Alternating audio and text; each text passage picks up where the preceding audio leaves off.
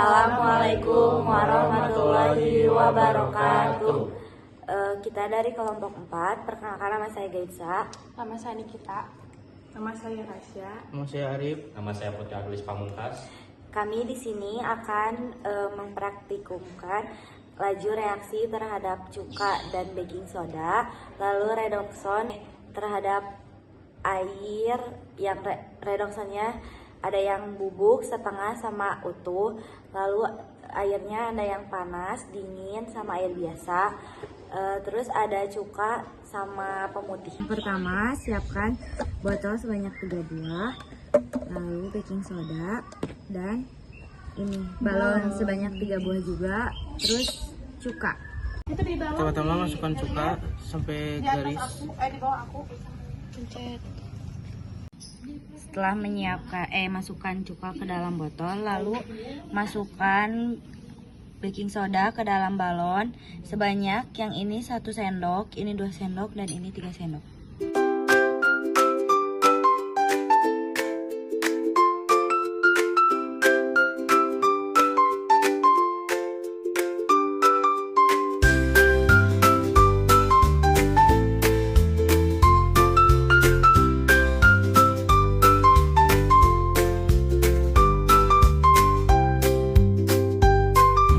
Ini hasil praktikum baking soda, cuka, dan balon. Ini 1 sendok, 2 sendok, dan 3 sendok.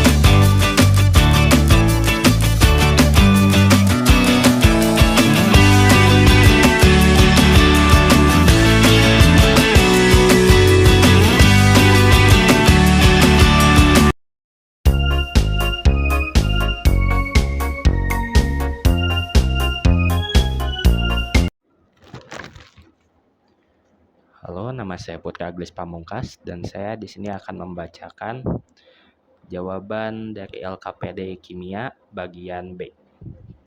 Itu nomor 1. Syarat terjadinya tumbukan yang menghasilkan reaksi kimia adalah ada 2.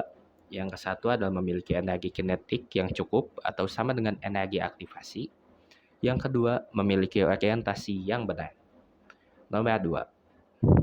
Energi aktivasi adalah jumlah energi minimum yang diperlukan untuk memulai reaksi kimia. Nomor 3.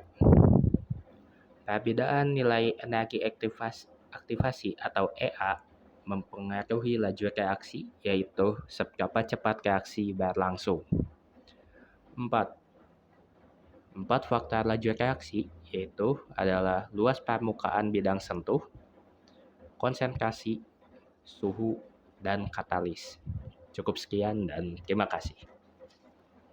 Saya Gaitsa, saya akan mempresentasikan bagian D, yaitu melaksanakan investigasi. Percobaan pertama, faktor laju reaksi terhadap konsentrasi. Perlakuan 1, botol A ditambah 1 sendok baking soda. Waktu henti reaksinya 28 detik dan keadaan balonnya mengembang.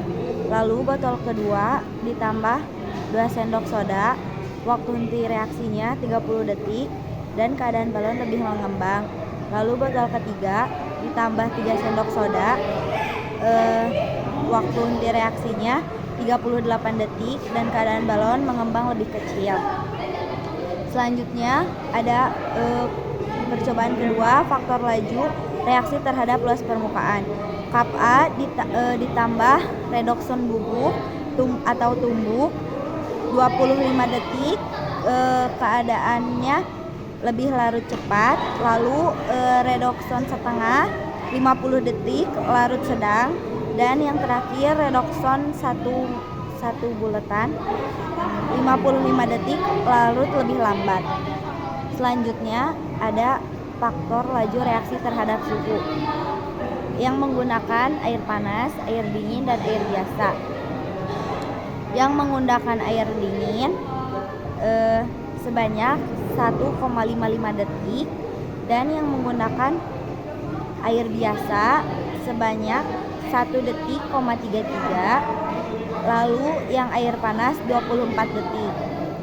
Selanjutnya ada faktor laju reaksi terhadap katalis. Yang kap 1 memakai pemutih, tidak ada reaksi. Lalu memakai cuka, tidak ada reaksi juga. Ketiga, pemutih, cuka, dan air, reaksi sedang. Lalu pemutih tambah cuka, reaksi besar. Sekian, terima kasih. Yang pertama, botol yang paling cepat bereaksi biasanya adalah botol dengan konsentrasi larutan yang paling tinggi, bergantung pada bahan kimia yang digunakan dalam percobaan. Yang kedua adalah gelas yang paling cepat bereaksi, biasanya adalah gelas yang berisi zat dengan luas permukaan yang paling besar. Yang ketiga, frekuensi tumbukan meningkat. Partikel bergerak lebih cepat dan lebih sering bertumbukan salah satu sama lain. Yang keempat, gelas yang paling cepat bereaksi adalah gelas yang mengandung larutan dengan konsentrasi tinggi. Hal ini karena konsentrasi yang lebih tinggi mengandung lebih banyak partikel reaktan per satuan volume. Jadi di sini saya akan menjelaskan yang bagian F tentang membangun pengetahuan baru. Jadi soal nomor 1, salah satu faktor yang mempengaruhi laju reaksi adalah konsentrasi. Bagaimana pengaruh kenaikan konsentrasi terhadap laju reaksi? Jadi, kenaikan konsentrasi reaktan akan meningkatkan laju reaksi. Hal ini karena dengan meningkatnya konsentrasi jumlah partikel reaktan dalam volume tertentu bertambah, sehingga frekuensi tumbukan antar partikel juga meningkat. Semakin sering tumbukan yang terjadi, semakin besar kemungkinan terjadinya reaksi, jadi reaksi akan berlangsung lebih cepat. Lanjut soal nomor 2. Jadi diketahui persamaan laju reaksi V sama dengan X, Y pangkat 2. X dan Y dinaikkan 3 kali lipat. X sama dengan 3X sama dengan 3XY sama dengan 3Y. Substitusi ke persamaan. V sama dengan K, X, Y pangkat 2 sama dengan K 3X, 3Y pangkat 2 sama dengan hasilnya 27K X, Y pangkat 2. Jadi jika konsentrasi X dan Y masing-masing dinaikkan 3 kali lipat, laju reaksi akan menjadi 27 kali lipat lebih cepat. Soal nomor 3, jelaskan pengaruh suhu terhadap suatu reaksi kimia, berikan contohnya. Pengaruh suhu terhadap reaksi kimia adalah mempercepat laju reaksi karena kenaikan suhu menyebabkan percepatan pada gerakan partikel. Contohnya vitamin C yang dilarutkan pada air panas, vitamin larut lebih cepat dibanding dengan air biasa atau air dingin. Soal nomor 4. Diketahui kenaikan suhu adalah 10 derajat Celcius. Kenaikan reaksi adalah 2 kali lipat. Suhu awal T derajat Celcius. Waktu awal 8 menit, suhu akhir T plus 40 derajat Celcius. Jadi T 2 sama dengan T1 kali 2 min N yang ditanyakan waktu akhir. Cara awal yang mencari N. N sama dengan delta T per 10 derajat sama dengan T2 dikurang T1 per 10. T2 dikurang T1 sama dengan T plus 40 per 10. T sama 40-nya dicoret. Jadi T-nya sama-sama dicoret karena biar habis. Jadi hasilnya 1. Terus 40 dibagi 10 jadi hasilnya 4. Terus yang mencari T2. T2 sama dengan T1 kali 2 min N sama dengan 8 kali 2 min 4. Sama dengan 8 kali 1 per 24. Sama dengan 8 kali 1 per 16. 8 sama 16-nya dicoret. Jadi 1 per 2. Jadi hasilnya 0,5 menit. Soal nomor 5. Apakah yang dimaksud dengan katalis? Bagaimana pengaruh penambahan katalis terhadap suatu reaksi kimia?